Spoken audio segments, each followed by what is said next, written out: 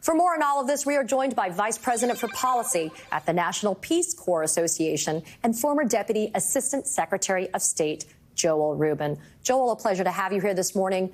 You have all of these strongmen leaders, Xi, Putin, Erdogan, and Orban. And then in the middle, you have President Biden trying to promote democracy.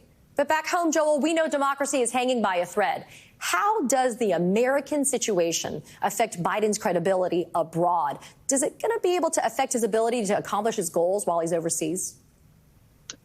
Katie, it's great to be with you. And you're right. President Biden right now is jumping right into the middle of a demonstration of American power once again. And that's the power of our ideas, and that's the power of our democracy.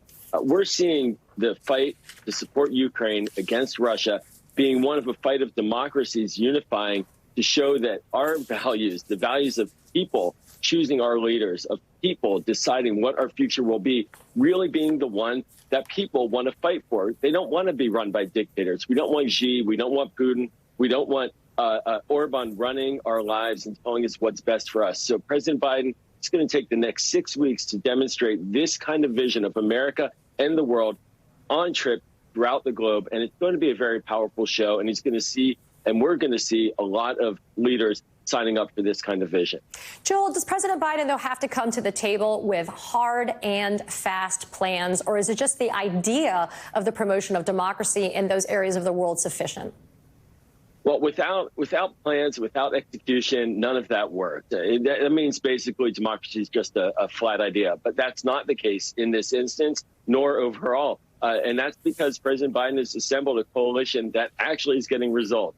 The coalition to support Ukraine, as we're talking about, but also look to Asia and look at what he's doing right now with South Korea and with Japan, strengthening longtime allies and showing the region that you can put your lot in with China, like Sri Lanka, and completely collapse and fall apart and be owned by China, or you can align with the United States as you have been historically and feel confident that we have your back, just like we do have Ukraine's back. And so these are real actions. We're going to see time and again countries wanting to sign up for the American vision of the world, which is one of inclusion and democracy, versus the Chinese and Russian vision, which is a loser, which is militaristic, and which is autocratic. Joel, as part of Biden's effort to unite the world's democracies, he vowed this week to bring Finland and Sweden into NATO. But we know that formal admission into the alliance will require the approval of Turkey, a NATO member. Turkish President Erdogan is now expressing objections to Finland and Sweden joining this alliance. Joel, if you're working with Finland and Sweden, how do you convince Erdogan that they should be admitted? Well, Turkey's been fortunate to have been included in NATO, despite the fact that it has trended to and is now an autocratic regime.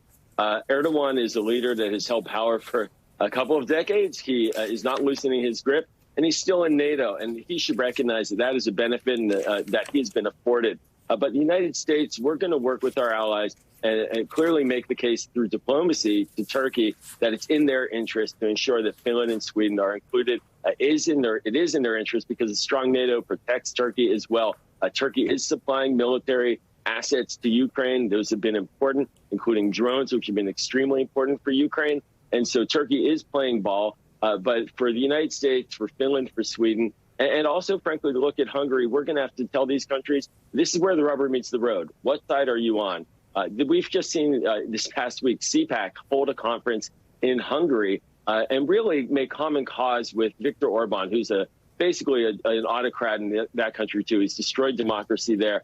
We don't want to see that kind of trend where we're seeing anti-democratic forces here in the United States working with anti-democratic forces abroad to unite and undermine democracy. So this is a test. It's a critical moment. It's the kind of fight we want. It's the argument that will win. And we're going to see pushing diplomacy, vigorous diplomacy, and President Biden, by being out on the road, is demonstrating leadership to get that job done and ensure that NATO is strong, that Finland and Sweden do get in.